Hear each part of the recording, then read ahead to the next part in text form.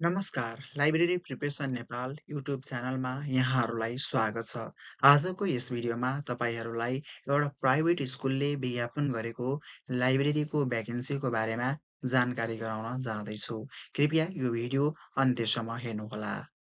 Let's सुरु गरौँ आजको यस भिडियोलाई। भ्याकेन्सी अलर्ट गर्ने संस्थाको नाम हो युगान्त स्कुल, जुन चाभिल, काठमाडौँ, नेपालमा रहेको छ। युगान्त स्कुलले कुन पोस्टको लागि विज्ञापन गरेको छ त असिस्टेन्ट लाइब्रेरियन, जुन पार्ट टाइमको लागि मागेको छ। Join our team and fuel the love for readings. तपाईँ युगान्त स्कुलसँग जोडेर युगान्त स्कुलको पठन संस्कृतिमा सहयोग गर्नुपर्ने हुन्छ। युगान्त स्कुलले एसिस्टेन्ट लाइब्रेरियन पोस्टको लागि के रिक्वायरमेन्ट्स खोजेको छ त पहिलो छ मिनिमम क्वालिफिकेसन +2 इन्टरमिडिएट लेभल। तपाईँ +2मा जेसुकै पढेको भए पनि तपाईँसँग +2 को सर्टिफिकेट हुनुपर्छ। मिनिमम क्वालिफिकेसनै +2 मागेको छ। दोस्रो छ basic computer knowledge, MS office, data entry. तपाईँसँग बेसिक कम्प्युटरको नलेज हुनुपर्छ। एमएस अफिस र डाटा एन्ट्रीमा अलि यो संस्थाले राम्रो भूमिका निर्वाह गर्नेलाई खोजेको छ। तेस्रो छ good communication and organisational skills. आजभोलि जुनसुकै संस्थामा जाँदा good communication and organisational skills common रहेको छ। र यदि तपाईँसँग गुड कम्युनिकेसन स्किल छ, अर्गनाइजेसनल स्किल छ भने तपाईँ जुनसुकै संस्थाको लागि एलिजिबल हुन सक्नुहुन्छ। गुड कम्युनिकेसन स्किलले अब तपाईँ राम्रो सञ्चारसिप भएन भने तपाईँ कसरी काम गर्ने, नानी बाबुहरू स्कुलमा पढ्छन्, उहाँहरूसँग कसरी कुरा गर्ने, आफूभन्दा सिनियर सर म्यामहरूसँग कसरी कुरा गर्ने भन्ने कुरा राम्रो सञ्चारसिपले दर्शाउँछ। सो तपाईँसँग good communication and organisational skills हुनुपर्छ। हो, यी तीनवटा रिक्वायरमेन्ट्सहरू तपाईँसँग छ भने तपाईँ असिस्टेन्ट लाइब्रेरियन पोस्टको लागि भने एलिजिबल क्यान्डिडेट हुन सक्नुहुन्छ। अब भने असिस्टेन्ट लाइब्रेरियन पोस्टको लागि अप्लाई कहाँ गर्ने? असिस्टेन्ट लाइब्रेरियन पोस्टको लागि अप्लाई गर्नका लागि यो संस्थाको इमेल ठेगाना frontdesk.baba@school@gmail.com मा तपाईँले आफ्ना अपडेटेड सिभी र एकाडेमिक सर्टिफिकेटहरू यस इमेल ठेगानामा पठाउन सक्नुहुन्छ। र यस संस्थासँग अझ विस्तृत रूपमा तपाईँले जान्न खोजिरहनु भएको छ भने यस संस्थाको वेबसाइट yugantaschool.com मा गएर तपाईँले त्यहाँबाट धेरै कुरा जानकारी प्राप्त गर्न सक्नुहुन्छ।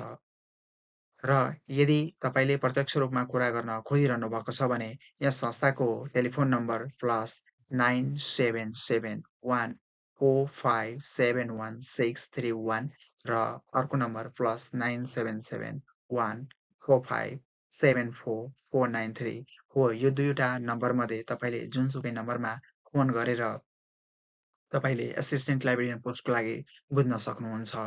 यो संस्थाले विज्ञापन गरेको मिति हो अक्टोबरको 28। आज नोभेम्बरको कति भयो त? नोभेम्बर 7 भयो भनेपछि अलिकता समय गइ नै सकेको छ।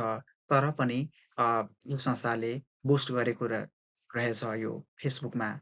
सो मैले आज यो विज्ञापन भेटाएँ र मैले साथीहरूलाई मद्दत हुन सक्छ भनेर मैले आज यो भिडियो बनाउँदैछु।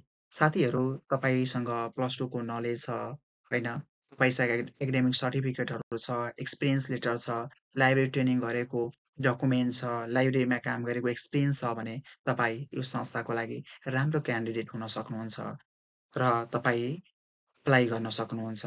साथीहरू, कुनै पनि ठाउँमा आफूलाई उभ्याउनको लागि तपाईँसँग प्रोपर नलेज हुनुपर्छ। मेन कुरो त आजभोलि +2 को नलेजले पनि हुँदैन।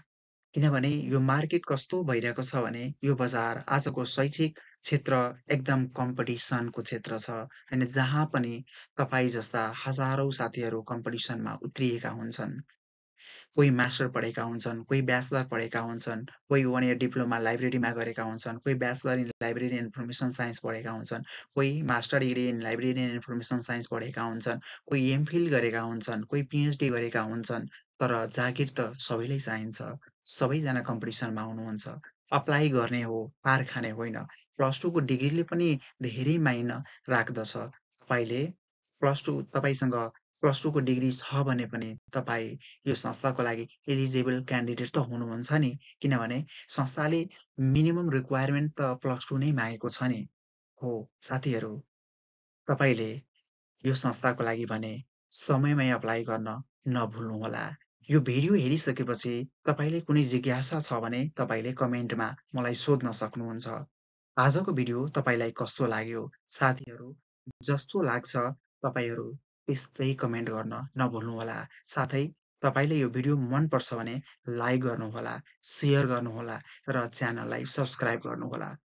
भिडियो हेर्नुभयो त्यसको लागि भने धन्यवाद दिन चाहन्छु र यो च्यानललाई सब्स्क्राइब गरिदिनुहोला। नमस्कार, जय नेपाल।